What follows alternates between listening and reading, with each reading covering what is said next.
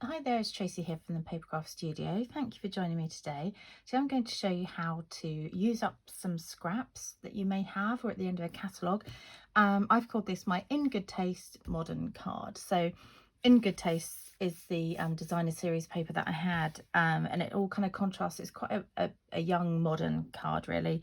Great for a man card, and we all know we struggle a bit with those. So I'm going to show you the supplies you need.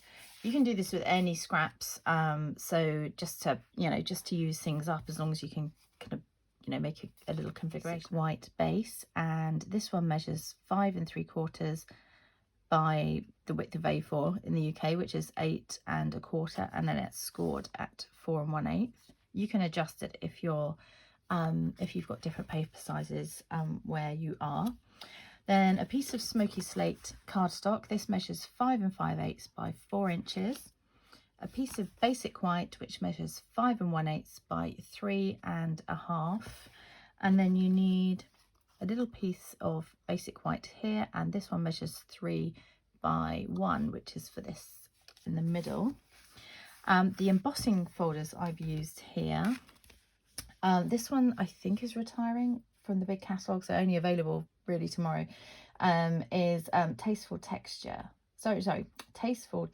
3D embossing folder, but there will be other ones that you could use behind. And then this one is one of my faves. Have I put it away? What's it called? It is called Painted Texture. So I like that kind of crackle behind. So how to cut your little scraps, and I've gone ahead and cut mine. Bring my original back in. So it's quite random. These two are the same. I don't think really, I think they're the same anyway. I don't think, anyway, it's quite random. So whatever you've got most of, spread it out, have a look and see how you like it, and then yeah, cut them to this size. So I will tell you the sizes starting from this one. I will tell you how I've cut this. So this small one on the end, and if you've got it in a kit, it's sort of like a slightly bluey brickwork. So this is your first one on here. I may have even numbered the back, I can't remember. So this one measures 3/4 wide by 1 3/4 in depth.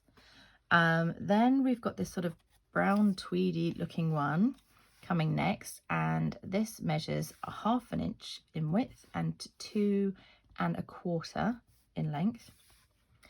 Then we're looking at this one here, which is kind of like this white mottled one. This one measures 5/8 in width by 2 1/4. And then the tall thin one here, the basic grey one, this measures 3/8 of an inch by 2 3/4. This kind of chunkier one in the middle measures 7/8, so the widest one, by 2 5/8. This small one here is also in the kind of light wood, and this measures 1/2 inch in width by 2 1/8. And then this kind of dark brown wood grain measures 3/8 in width by 2 1/8 in height. And then finally this kind of blue mottled one on the end measures 3/4 wide by 1 3/4. So when I go to do a post on this, I will put all those measurements down, but obviously just play back the video if you want to hear again what I said. So very easy to put together. I've gone ahead and embossed the layers, so you can attach. I've opened this card a different way. It's fine, it'll work the same. So in the kit it will be opening this way. I've got mine opening this way. I just grabbed a card blank, so it'll be the same anyway. So you're going to attach your smoky slate layer onto this one just with glue. I like that it's really subtle, this one. But there are some fab new embossing folders in the new catalogue. I'm going to be making projects for my Maycast catalogue. So if you want to watch my videos and keep up and be notified, then hit the subscribe button below, and you can also hit the little alarm bell, and that will ping up whenever I pop a new one. So put that to one side, and then take your basic white layer, and what you want to do is put these on. I didn't have any gaps in between mine, so I've just laid them out, and I figured out the order that I wanted before, so I'm staggering some of them. I'm just going to, so the one in the center here, sorry, this one here, I think there's not really a center because there's 8, but this one here is going to drop down a little bit. If you're doing this in my kit, it drops down a bit nearer the bottom. The one next to it is kind of in the middle of that one. Then you've got your dark brown. That's going to come up a bit so it goes over the top. This one here on the edge, slightly down a bit. I'm going to push all that over because you can need a little border on the edge. Like I say, line them up first so you know where you're going roughly. This one's going to poke up higher than this one.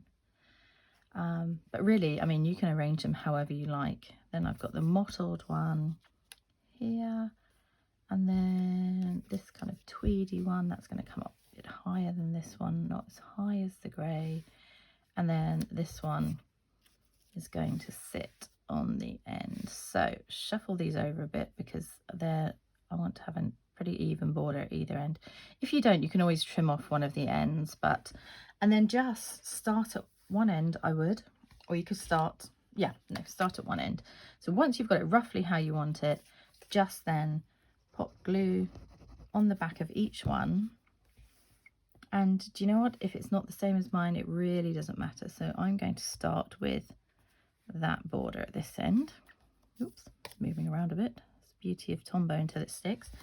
And then just work along and stick each one down. So this one I'm going to have coming up higher, a bit higher. So they're kind of quite random. I don't want them too neat.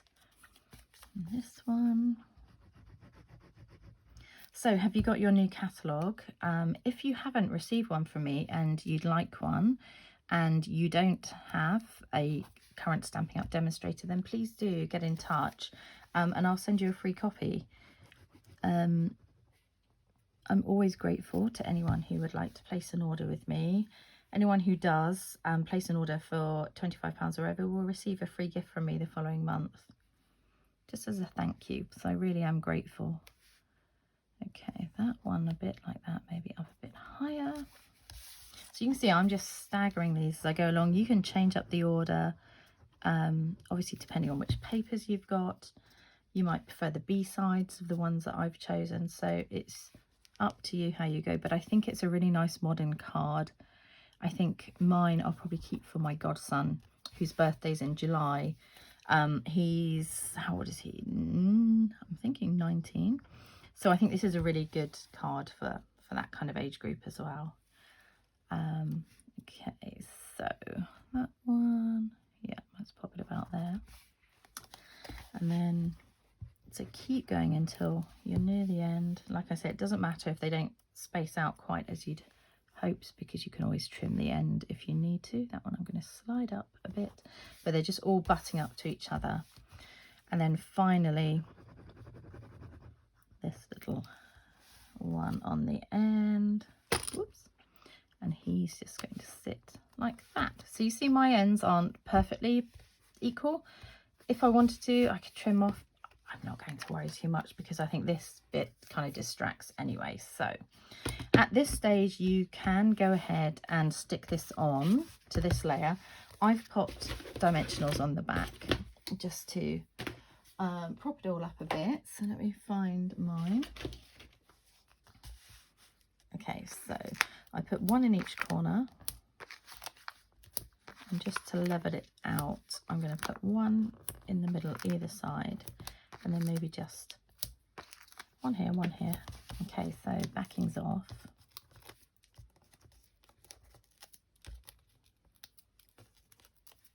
Like I say, you can do this with any scraps you've got lying around, because with Stampin' Up! The designer series paper in the packs, they're designed to coordinate with each other, so this is perfect for that. So a bit more of a border this time. There we go. I would put sort of three sides down at one end and then see how you're going there. Now with this Celebrate, I've taken it from the soon to be retiring Create with Friends. So it's this one here. and I'm using, again, soon to be retiring, Misty Moonlight cardstock. So I just wanted to show you know, some of the things that you could use up or still order at that point. They may not be available now, but so ink up the stamp, and you're just going to use the little white slip here. If you don't like fussy cutting, you could just pop that on there and that would still look great. So yeah, don't pressure yourself into having to do that.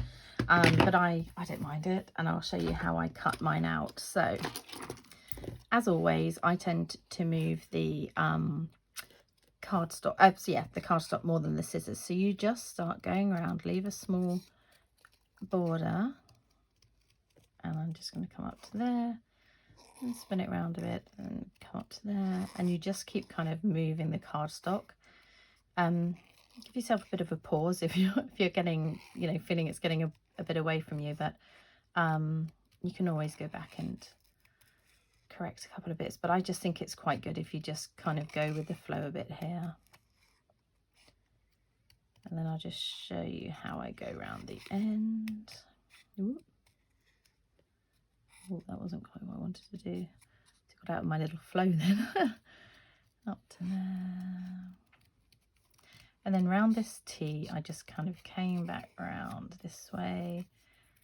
And I tried to keep it going. If you can't, just snip off the end there and then just start again. But I just liked having the curves rather than any kind of real straight edges. And then down in the dip. Back down this one. You know, and take your time. Obviously, I'm rushing a bit for the video, but it still has a really nice effect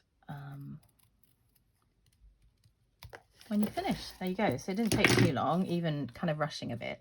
So before I stick that down, again, I'm going to put dimensionals underneath it. Mine's got a bit battered in classes, but I've got some baker's twine here, and this comes in a pack of 4. So this is, it's actually grey granite, but it's, you know, on here it doesn't show against the smoky slate. So you want about, I don't know, maybe between like 7-8 inches, something like that.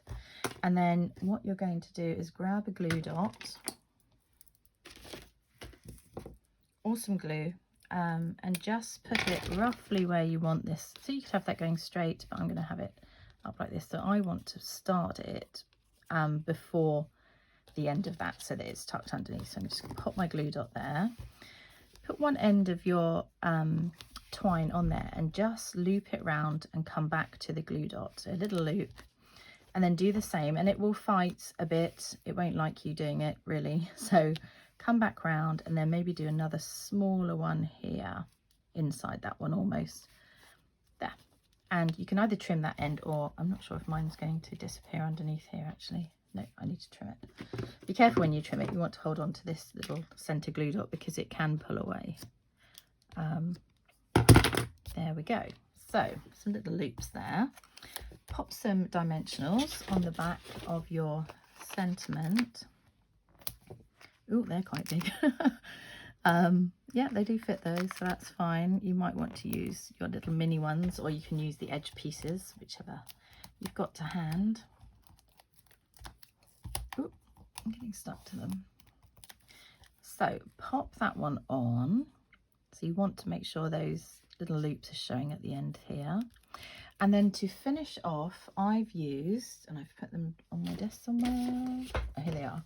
I love these classic matte dots. Are they carrying over? I'm not actually sure. I'm thinking yes, so I hope so anyway.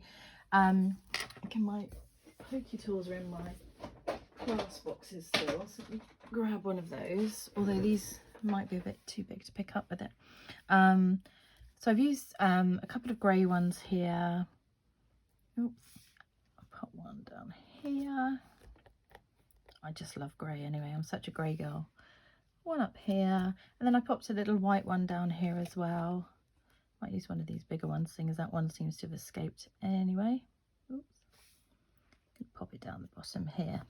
And there you have it, my In Good Taste modern birthday card. I hope you enjoy making it. Take care, see you soon. Bye.